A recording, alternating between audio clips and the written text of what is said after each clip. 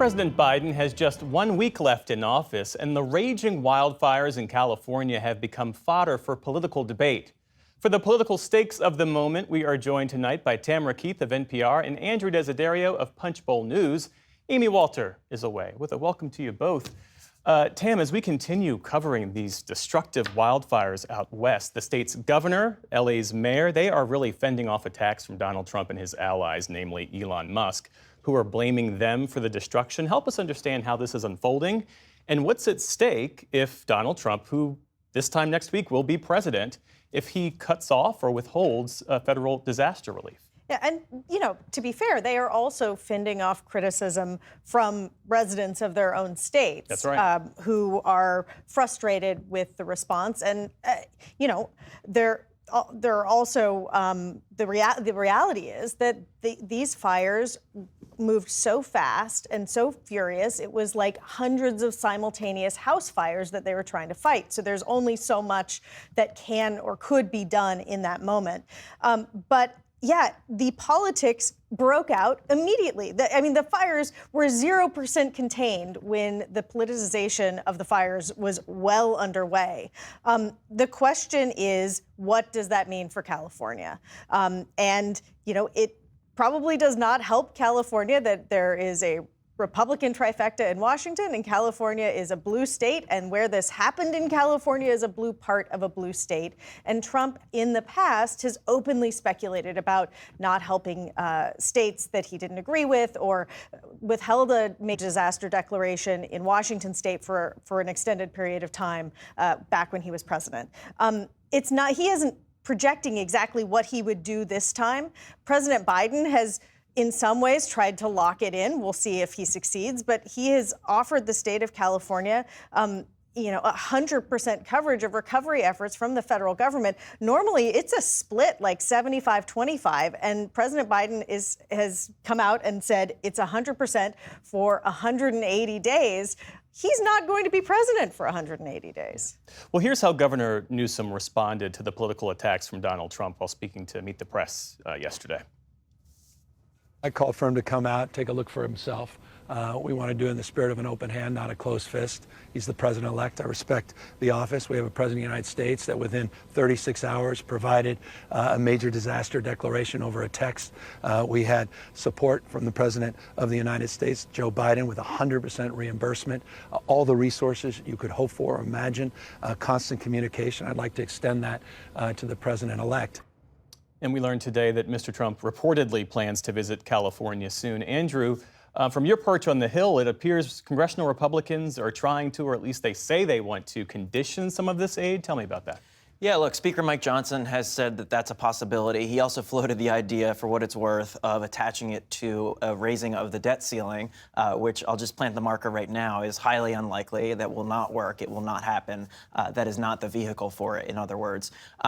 I do think that Russ Vought, who is Trump's nominee for OMB director, this is the office that controls all of this aid that goes out, both domestic and foreign, by the way. He's going to get questions about this at his confirmation hearing on the Hill this week. And I will say, too, that Senate Republicans, who we just talked to earlier this evening on the Hill, made very clear that they're not really comfortable with this idea either, including, and especially, I should say, people like Senator Rick Scott from the state of Florida, for example, who deals with these natural disasters on a yearly basis. Senator Thom Tillis, who just successfully pushed for a major disaster relief package for his home state of North Carolina due to, of course, the hurricanes that ravaged the western part of his state as well. So we're seeing these Republicans who have traditionally supported disaster aid without conditions when and where it's needed come out and say, hey, that's not a good idea. And I will note, too, the filibuster still exists in the Senate, and Democrats will not vote for disaster aid that has conditions on it, especially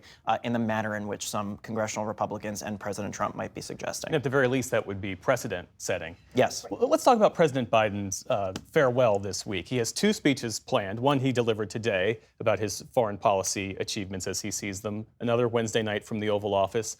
Help us understand how he's trying to craft the public perception of his presidency as he exits. He is trying to write the first draft of his legacy.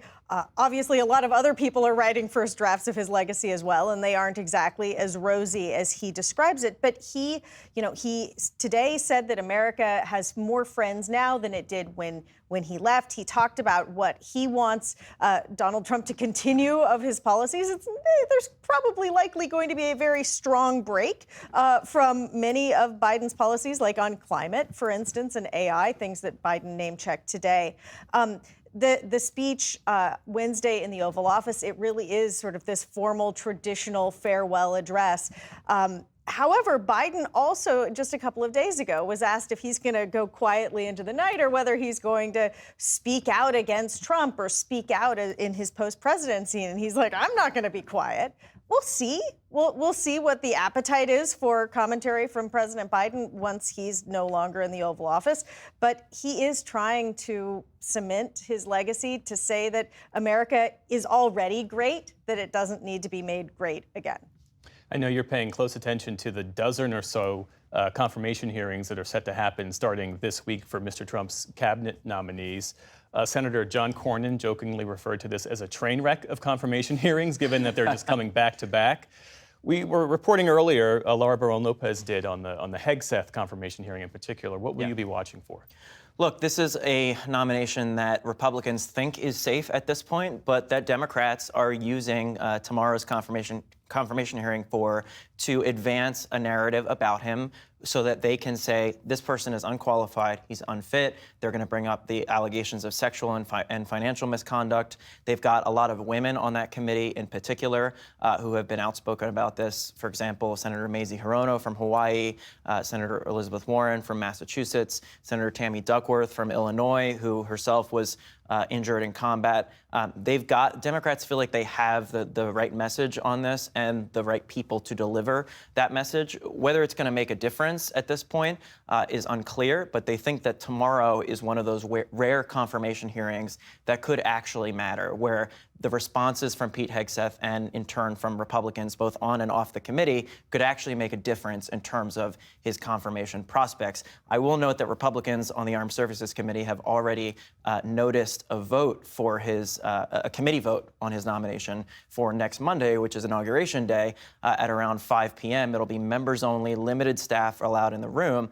That is going to be presumably when and where they vote on Pete Hegseth's nomination to advance it to the Senate floor. Based on the composition of the Armed Services Committee on the GOP side, I don't see any potential no votes there, so he'll probably be fine advancing out of committee. The real problem is on the floor. Republicans at that point will have 53 seats. Of course, a 53-seat majority. They can lose no more than 3 votes, and so there's a number of people we're going to be watching for. And Tam, the idea here is to get as many people qualified as humanly possible, confirmed as humanly possible on day one. Yeah, and Trump had 2 confirmed on Inauguration Day last time. I think his team wants a higher number than that, though it's really not clear that's possible. Tamara Keith and Andrew Desiderio, thanks to you both. You're welcome. Thank you.